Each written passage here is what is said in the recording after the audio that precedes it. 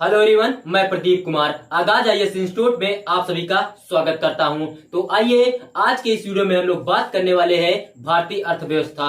भारतीय अर्थव्यवस्था से रिलेटेड यूपीएससी के प्रीलिम्स और मेंस के लिए आज के जितने भी मोस्ट इंपोर्टेंट टॉपिक है हम आप लोगों के लिए लेकर आए हैं। तो चलिए देखते हैं। तो देखिए, प्रीलिम्स के लिए जो टॉपिक है वो है वस्तु एवं सेवा कर, जीएसटी, क्षतिपूर्ति उपकर और सरकारी संघवाद, केंद्र राज्य संबंध, जीएसटी परिषद। और मेंस के लिए जो टॉपिक है वो जीएसटी, क्षतिपूर्ति व्यवस्था समाप्त होने के बाद राज्यों के समक्ष चुनौतियां और इन चुनौतियों से निपटने के उपाय। तो चलिए हम यूपीएससी के प्रीलिम्स और मेंस के इन सभी टॉपिक के बारे में पूरे विस्तार से चर्चा करते हैं। तो देखिए चर्चा में क्यों है, आइए समझते हैं। तो देखिए, वस्तु एवं सेवा कर, goods and services tax, GST ने भारत के कराधान परिदृश्य में एक महत्वपूर्ण रूपांतरण का सूत्रपात किया है। हालांकि आरंभ में कुछ विनिर्माता राज्यों ने संभावित राजस्व प्रभाव के बारे में चिंता जताई थी। इन आकांक्षाओं को दूर करने के लिए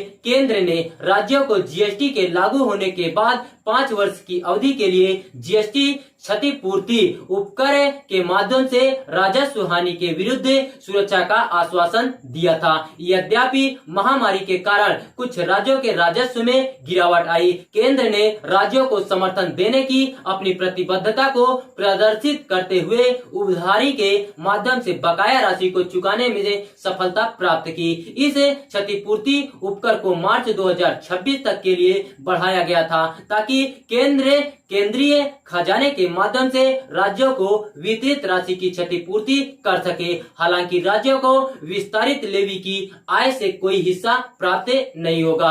जीएसटी व्यवस्था के बारे में राज्यों की क्या आशंकाएं हैं, आइए देखते हैं। तो देखिए, राजस्व वितरण के बारे में चिंताएं सबसे पहले हम लोग समझते हैं। तो देखिए, उत्पादक राज्य जीएसटी प्रणाली के तहत उपभोक्ता राज्यों के समक्ष राजस्व की हानि उठाने को लेकर आशंकित थे। उन्नत राज्य जो अधिक वस्तुओं का उत्पादन करते थे और उन्हें कम विकसित राज्यों को बेचते थे, वे तुलनात्मक रूप से कम जीएसटी संग्रह को लेकर चिंतित थे। कर दर निर्धारण में शक्ति की हानि क्या है, आइए देखते हैं। तो देखिए, राज्यों ने जीएसटी का विरोध किया क्योंकि इसने पूरे देश में वस्तुओं एवं सेवाओं के लिए एक सामान्य कर दर का प्रस्ताव किया था। इसका अभिप्राय यह था कि राज्य विभिन्न वस्तुओं पर कर की दरें निर्धारित करने का अधिकार खो देंगे, जो राजकोषीय संघवाद को कमजोर करेगा और उनकी स्वायत्तता कम हो जाएगी। राजस्व हानि का डर क्या है, आइए देखते हैं। तो देखिए,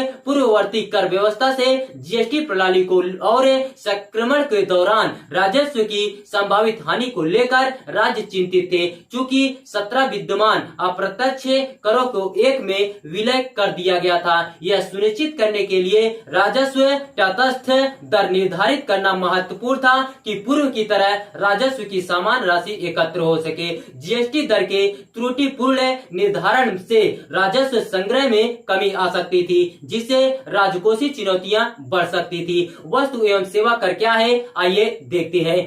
वस्तु एवं सेवा कर, goods and services tax, GST एक मूल्य वर्धित कर है जो घरेलू उपभोग के लिए बिक्री की जाने वाली अधिकांश वस्तुओं एवं सेवाओं पर लगाया जाता है। यह एक गंतव्य आधारित कर है। जीएसटी 101वें संविधान संशोधन अधिनियम 2016 के लागू होने के बाद वर्ष 2017 से लागू हुआ। इसका भुगतान उपभोक्ताओं द्वारा किया जाता है, लेकिन यह वस्तुओं एवं सेवाओं की बिक्री करने वाले व्यवसायों द्वारा सरकार को प्रेषित किया जाता है। केंद्र और राज्य सामान्य रूप से एक साझा आधार पर कर लगाते हैं। केंद्र द्वारा अधिरोपित जीएसटी को केंद्रीय जीएसटी सीजीएसटी कहा जाता है और राज्यों द्वारा अधिरोपित जीएसटी को राज्य जीएसटी एसजीएसटी कहा जाता है। जीएसटी पर राज्य सहमत कैसे हुए हैं, आइए देखते हैं। जब उनकी चिंताओं को संबोधित किया गया तो राज्य साथ आने पर सहमत हो गए। कई कारक थे जिन्होंने राज्यों की सहमति के निर्णय को प्रभावित किया था। राजस्व संग्रह की स्वायत्तता क्या है, आइए देखते हैं। तो देखिए, एक महत्वपूर्ण कारक जिसने राज्यों को जीएसटी के लिए सहमत किया प्रावधान था कि उन्हें शराब और पेट्रोलियम उत्पादों से राजस्व प्राप्ति पर नियंत्रण बनाए रखने की अनुमति दी गई थी। इन वस्तुओं को जीएसटी ढांचे से बाहर रखा गया था, जिससे राज्यों को शराब एवं उत्पाद शुल्क और पेट्रोलियम उत्पादों पर वैट लगाने की स्वायत्तता प्राप्त हुई। और देखिए, महामारी के दौरान यह स्वायत्तता महत्वपूर्ण सिद्ध हुई जब कर संग्रह में गिरावट आ गई थी। राजस्व क्षतिपूर्ति क्या है, आइए देखते हैं। तो देखिए, राज्यों की राजस्व संबंधी चिंताओं को संबोधित करने के लिए केंद्र सरकार ने उन्हें 5 वर्ष की अवधि के लिए 14% वर्ष 2015-16 बेस लाइन पर आधारित की वृद्धि दर से राजस्व की किसी भी कमी के लिए क्षतिपूर्ति का आश्वासन दिया। इस क्षतिपूर्ति के वित्त पोषण के लिए विलासिता एवं हानिकारक वस्तुओं पर एक क्षतिपूर्ति उपकरण लगाया गया था। जीएसटी परिषद में शामिल करना, आइए देखते हैं। तो देखिए, जीएसटी परिषद के गठन ने राज्यों का समर्थन प्राप्त करने में महत्वपूर्ण भूमिका निभाई, जिसमें प्रत्येक राज्य और केंद्र के प्रतिनिधियों को शामिल किया गया था। जीएसटी परिषद जीएसटी से संबंधित सभी मामलों के लिए निर्णयकारी संस्था बन गई, जहां सर्वसम्मति की कमी के मामले में मतदान के प्रावधान किए गए थे। परिषद में केंद्र सरकार के पास 1/3 मत है, जबकि राज्यों को सामूहिक रूप से 2/3 मत सौंपे गए हैं। इस संरचना का उद्देश्य निर्णय लेने के मामले में एक सरकारी एवं समावेशी दृष्टिकोण सुनिश्चित करना है। जीएसटी क्षतिपूर्ति की समाप्ति पर राज्य कौन से कदम उठा सकते हैं, आइए देखते हैं। तो देखिए, सुनिश्चित राजस्व सुरक्षा के अभाव का अर्थ है कि राज्यों को अपनी वित्तीय क्षमता बढ़ाने के लिए वैकल्पिक रास्ते तलाशने होंगे। यह स्थिति अनुपालन सुनिश्चित करते हुए राजस्व संग्रह को अधिकतम करने हेतु सक्रिय उपायों की मांग करती है और राजस्व उगाही की सीमित शक्तियों से उत्पन्न चुनौतियों से निपटने के लिए राज्य निम्नलिखित रणनीतियां अपना सकते हैं। कर विश्लेषिकी का उपयोग करना। कर विश्लेषिकी का उपयोग करना, आइए समझते हैं। तो देखिए, व्यापक डेटा विश्लेषण से अंतर्दृष्टि प्राप्त करने के लिए राज्यों को एक विश्लेषिकी रणनीतियों एवं प्रतिक्रियाओं को अपनाना चाहिए। राज्य विभिन्न स्रोतों से एकत्र किए गए डेटा का लाभ उठाकर सटीक राजस्व अनुमानों के आधार पर सूचना संपन्न निर्णय ले सकते हैं। अनुपालन निगरानी को सुदृढ़ करना, आइए देखते हैं। तो देखिए, राज्यों को सड़क परिवहन विभागों के डेटा के साथ ई वे बिल रिपोर्ट की क्रॉस रेफरेंसिंग के माध्यम से माल आवाजाही से संबंधित सूचना का मिलान करना चाहिए। यह दृष्टिकोण संभावित विसंगतियों का पता लगाने और गैर अनुपालक करदाताओं की पहचान करने में मदद करता है। हालांकि ऐसी तुलनाओं पर निर्भरता विवेकपूर्ण ही होनी चाहिए, क्योंकि विभिन्न रिपोर्टिंग आवश्यकताओं से विविधताएं भी उत्पन्न होती है। गैर अनुपालन करदाताओं के लिए अनुकूलित उपाय क्या है, आइए देखते हैं। तो देखिए, राज्यों को करदाताओं को जोखिम मूल्यांकन और विगत अनुपालन पृष्ठभूमि के आधार पर वर्गीकृत करना चाहिए। करदाताओं को वर्गीकृत करके और प्रत्येक समूह के लिए विशिष्ट नीतिगत उपायों को लागू करके प्रवर्तन कार्यवाहियों को प्रभावी ढंग से लक्षित किया जा सकता है। सर्कुलर ट्रेडिंग और धोखाधड़ी पूर्ण चालान जैसे मुद्दों से निपटने के लिए यह दृष्टिकोण विशेष रूप से महत्वपूर्ण है। सेवा उद्योग पर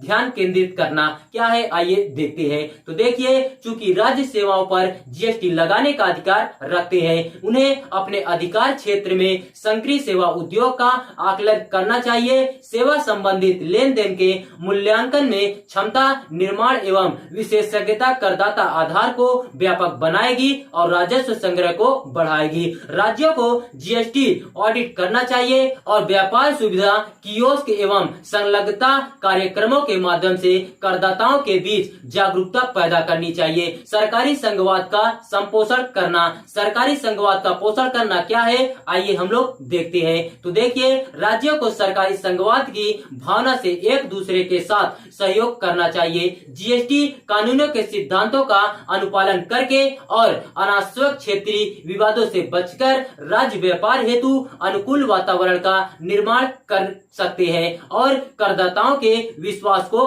बढ़ा सकते हैं। यह दृष्टिकोण अनुपालन को प्रोत्साहित करेगा, राजस्व को बढ़ावा देगा और आर्थिक विकास को समृद्ध करेगा। निष्कर्ष क्या है, आइए देखते हैं। तो देखिए, राज्यों को राजस्व सीजन को बदलती गतिशीलता के अनुकूलन बनना चाहिए। जबकि आरंभिक चिंताओं को केंद्र द्वारा संबोधित किया गया था, अब राज्यों को स्वतंत्र रूप से राजस्व बढ़ाने और कर जाल को विस्तृत करने की चुनौती का सामना करना पड़ रहा है। कर विश्लेषकी का लाभ उठाने, अनुपालन निगरानी को सुदृढ़ करने, सेवा उद्योग पर ध्यान केंद्रित करने और सरकारी संघवाद को बढ़ावा देने जैसे सक्रिय उपायों को नियोजित करके राज्य इन चुनौतियों का सफलतापूर्वक सामना कर सकते हैं। राज्यों के लिए यह अनिवार्य है कि वे एक ऐसे वातावरण का निर्माण करें जो कारोबार सुगमता, इसे ऑफ डूइंग बिजनेस को बढ़ावा दे और करदाताओं में विश्वास पैदा करे। इस प्रकार सतत राजस्व